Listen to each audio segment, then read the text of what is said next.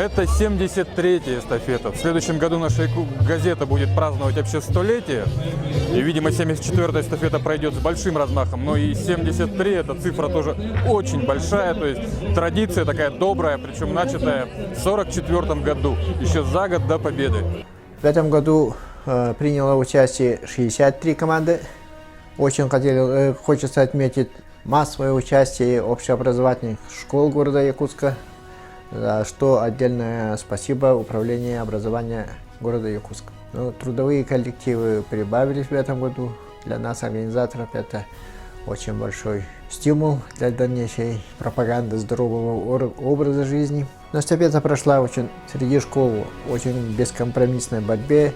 Как всегда, 21-я школа заняла первое место с большим отрывом среди школ, учащихся свыше 800 детей. И хочется отметить команду Якутской городской национальной гимназии. Они в своей группе тоже заняли первое место. Следующий год тоже мы планируем привести, и будет добавлена дополнительная группа. Скорее всего, школы мы еще 4 группы сделаем. Это школ, учащихся до 400 детей, отдельной группы для массовости.